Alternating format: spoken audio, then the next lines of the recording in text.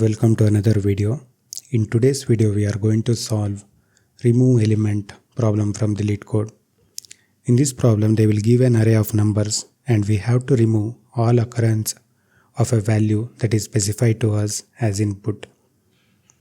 After removing all the values, there will be some values which are going to be remaining in the array. In some cases there may not be any such number, so in that case we have to return what are the number of elements which are remaining in the array after removing all the occurrences of a particular number. Let's consider this first example. Our given nums array is 3223 and the value specified is 3. If we remove all the occurrences of 3, then we are left with 2 2s. So the output for this particular problem will be 2 because there will be 2 numbers which will be remaining after removing all the occurrences of 3. And similarly, if you consider this particular example, here this is the given array and the given value is 2. If we remove all the occurrences of 2, here there are 2 2s and here there is 1 2. If we remove all the occurrences, then we are left with these numbers. That means there are 5 elements which will be remaining after removing all the occurrences of given value. So we should return 5. So similarly, we can go through other examples, but implementing it through the code will be much more easier to understand.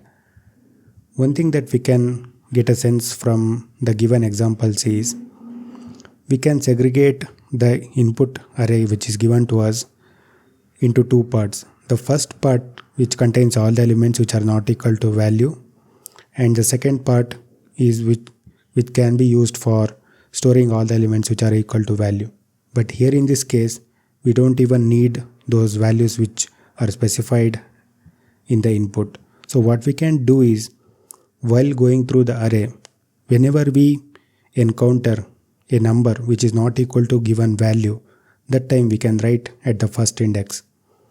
Similarly, we can follow this process for all the numbers which are in the array, and whenever we encounter any element which is not equal to given value, we are going to write it to the starting index and we are going to increment the index by 1 so that the next unique value can be written. Not only the unique value, the value which is not equal to our given target value. Let's implement the same solution in Go programming language so that we get an understanding of how the solution can be implemented. As I said earlier, let's create a variable to hold the answer index. So we are going to check. We will iterate. I don't think we need this index for I, num in range of nums. We will check if num is not equal to value. If this condition is true, that means we encountered a value within the nums array which is not equal to given value. So what we should do is we should write it at the answer index. Initially this will be 0 equals to num, and then we will increment the answer index by 1. Finally, after doing this for all the elements, we can just return answer index. Even though they are asking for length, here we are returning index because this answer index will be incremented by 1 automatically. Let's run this test case and check whether it passes the initial test cases. Okay, we have a compilation error. Okay, it should be return answer index. Let's run this again and check whether it passes the initial test cases. Yes, as you can see here, this is passing initial test cases. Before submitting the solution, let's discuss about time complexity. What is the time complexity for this solution? We are going through the nums array only once. So the time complexity for this solution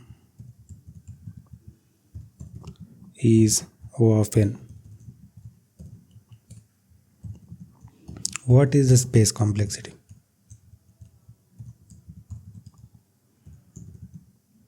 Since we are using this array which is given to us and we are not using any additional space, we can say that it runs on constant space. But we can also say that it depends on the size of the input, because as the size of the input increases, we don't allocate any more array so that we can say it is constant space. But just for your understanding, we are using the same array which is passed as an input. So we are just writing it from the beginning. Let's submit the solution and check whether it passes all the test cases or not. Yes, as you can see here, this solution is passing all the test cases.